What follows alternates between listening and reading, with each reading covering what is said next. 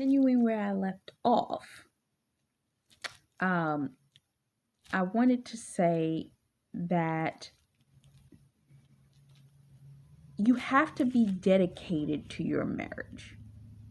You have to keep God in the middle of your marriage and dedicate time to one another in intimacy. I was watching the show that I frequently watch, and I watched the two people that you could tell these two people, they have a very deep connection with each other.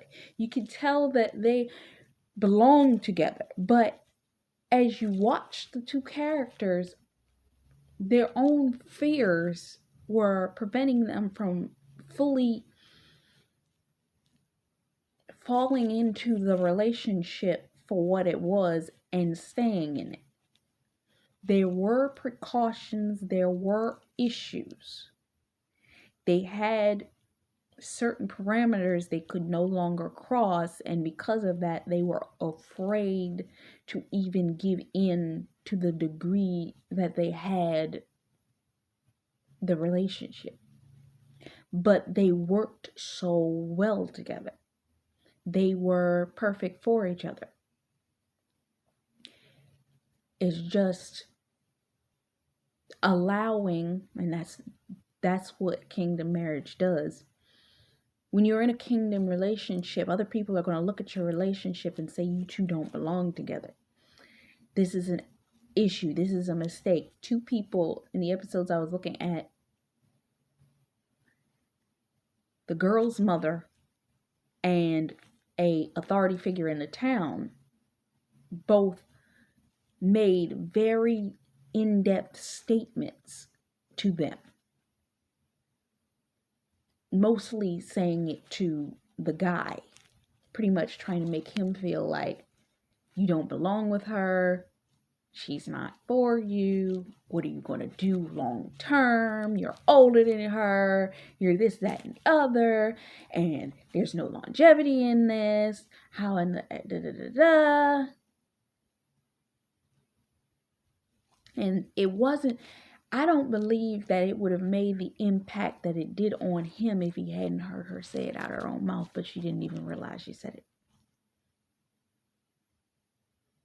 And I've watched that show multiple times before, but coming from the place that I'm observing it now, I'm like, that's why. But the fact of the matter was they weren't sitting down and dealing with their issues. They weren't facing head on their problems. They weren't facing head on the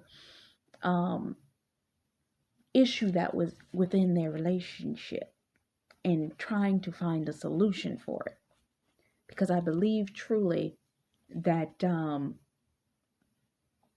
had they made certain adjustments, their relationship would have been fine. It's just at the ages they were, she was young, he was older.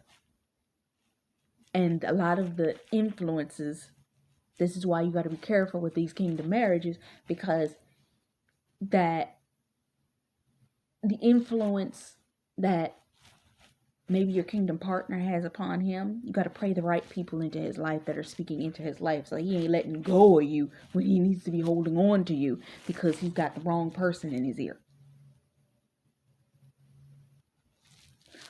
But you have to be willing to communicate, because when you're at a detrimental moment, remember, like in the movie Enchanted, the moment is detrimental.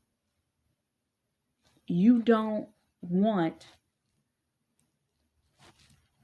like at the end of the film when they were at the ball, the witch showed up and she got Ella's character to eat the apple.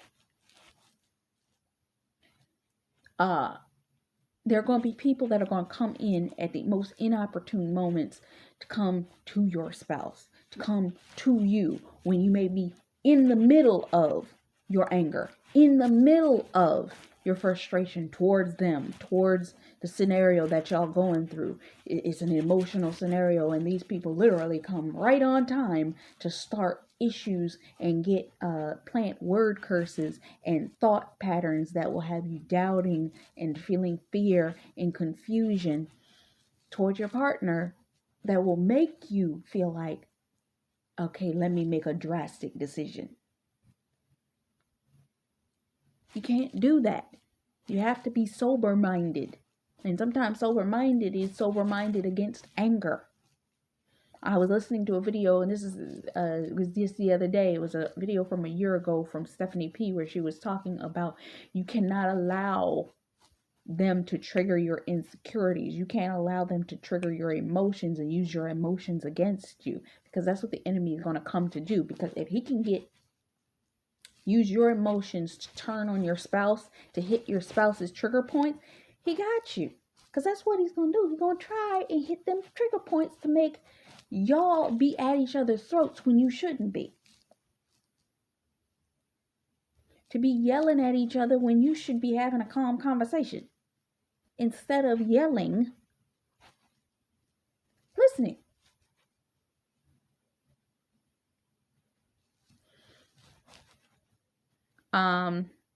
With that being said,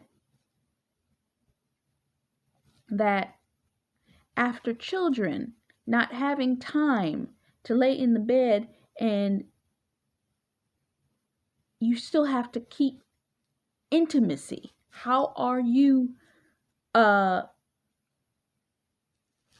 keeping the intimacy alive? Are you still touching hands? Are you still close to one another?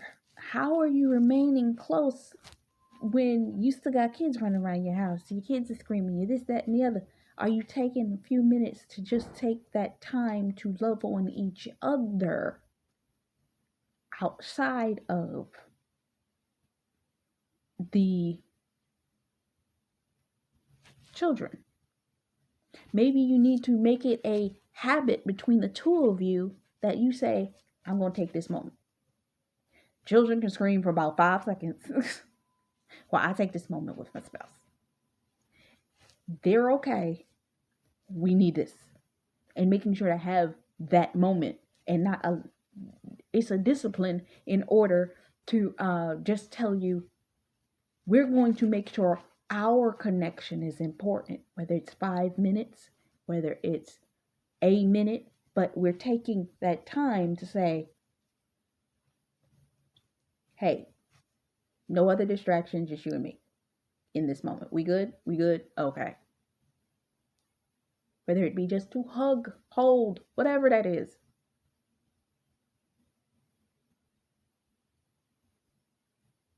Intimacy.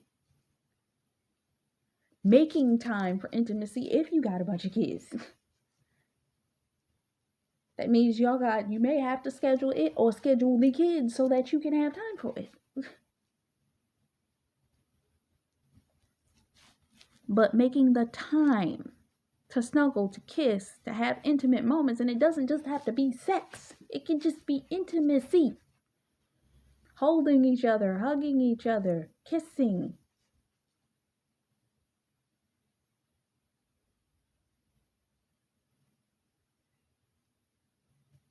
In order to keep each other interested in each other when it comes time. Sorry about that, but I wasn't gonna cut that out, so you won't have to deal with it. But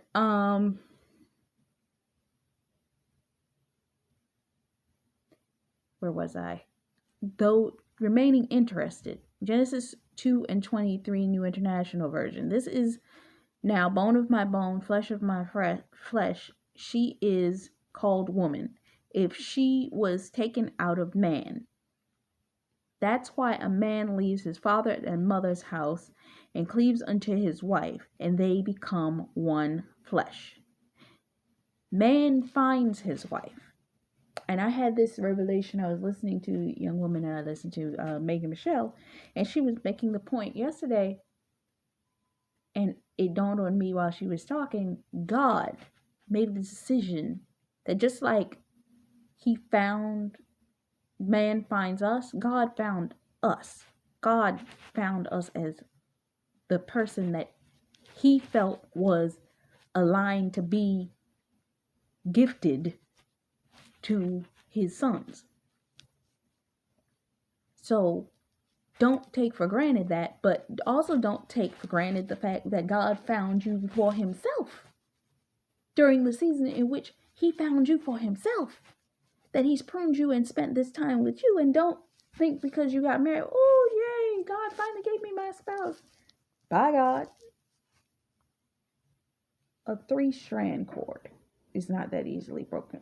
Meaning you need all 3 of the strands in order for it to work. All 3 must be intertwined. It don't say 2 strands and then something hanging over there. Because these 2 ain't gonna work without this one. It's the 3 that work. Because you have the 2. These 2 going to become singular very shortly if they keep this 3rd one out the mix. And with that also being said, if only one of y'all is wrapped around that one, this person's gonna be left out on their own.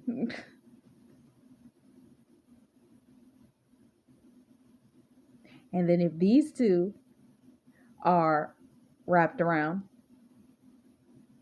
then the person that's on the other side left out by himself. 3 strands, not that easily broken. That's why they say you must be equally yoked, because then you can come together. Because if you're not equally yoked, then you have this problem. Husband and wife are connected, but God's not in it. Wife and God are connected. Husband ain't in it. The husband is connected to God, but the wife ain't in it. You need to be all connected. I hope that depicted something for y'all. Man will find his wife, and God will bring her through the process so that he may marry her and cover her till death. Both of y'all had to go through a process. This is why it's 1, important for you to marry who God needs you to marry, and 2, because y'all been set up for that. Y'all been set up for each other, and God set you up for that, so that y'all can have longevity. This is why the devil hates you, because y'all took the time to get it right, so that y'all can have love, joy, peace, happy, wholeness. The one thing that I always pray for a standard in relation to my spouse is that if my spouse ever says anything about me publicly, whether I'm there or not, that it will bring him a level of emotional joy for the type of person that he is, and that may even bring him to tears about me, that I gave him what he needed, what he missed, all of these kinds of things. Because I was the answer to his prayer that he was praying for. That I did something for him because I took that time. Because I was willing to take the time. And the fact that he was willing to take the time to become something better for me. Because you take a person that was out there in the world, but they had a heart for God, David. And they allowed the Lord to lead them into something God was trying to lead them into. Only to come to find that it was one of the best decisions that they ever made. That they are going to honor, love, care for, and protect that thing. Because God gave it to them, and they know that God gave it to them, because they know that they didn't deserve it for all of the things that they may have done in previous time frames. their slip ups, their mess ups, their David moments. That they're going to love, honor, and remain loyal.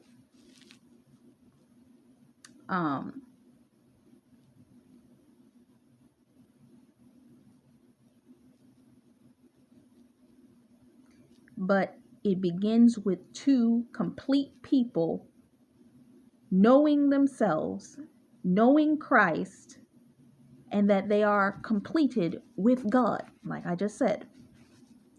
Because if you go into a relationship expecting a person to fix you, you will fail miserably because your spouse will become an idol.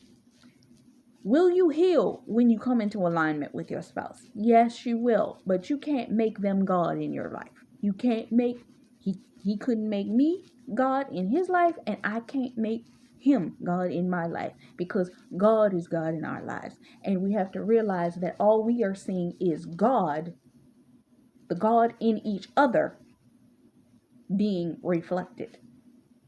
That's why we had to go through accelerated healing. That's why we had to. Some of us had to go through a longer healing process than they had to go through, but we had to go through a healing process. And God put them through a healing process. It was painful. It hurt. And I'm going to be honest with you. I think that the men went through an accelerated healing process because they're like, I'd rather rip this Band-Aid off than to have to go through all of this lengthy time. Let's do this as quick as possible. Their healing process is like this compared to our healing process, which is 7 years or whatever your lengthy healing process was. Now some people are like, oh yeah, I only had to go through a year. Blessed be to Jesus, it was a year for you. Some of us been through some stuff. Some of us had generational curses on our bloodlines that stuff needed to be taken off before we could go into these relationships. It wasn't just our stuff. It was that stuff that needed to be dealt with.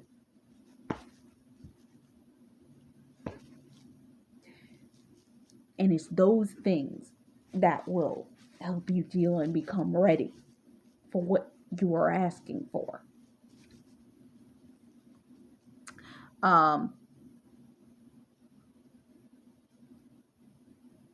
Because they can't become an idol. God is your center. That's what I was saying.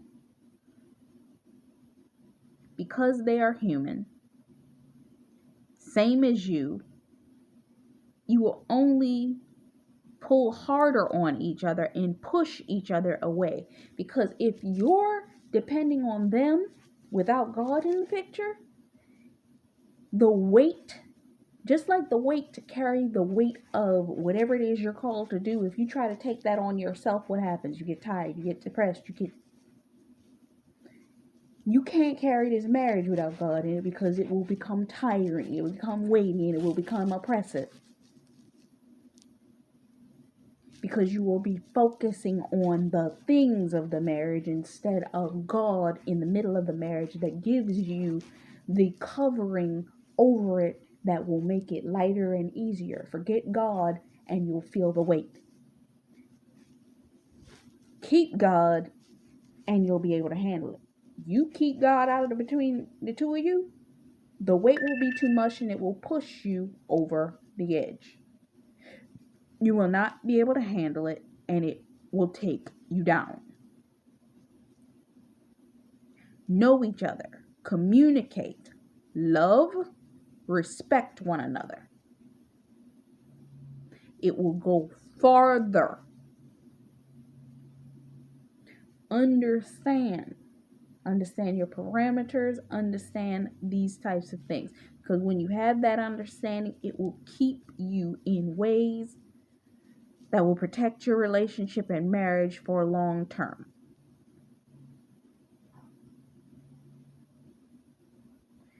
And it will be a marriage that honors God in God's eyes. So I hope this blessed you. Sorry for the little interruption from the announcements in this building, but I'm not re-recording this for that. So I hope this blesses you. All right. Until next time, bye bye.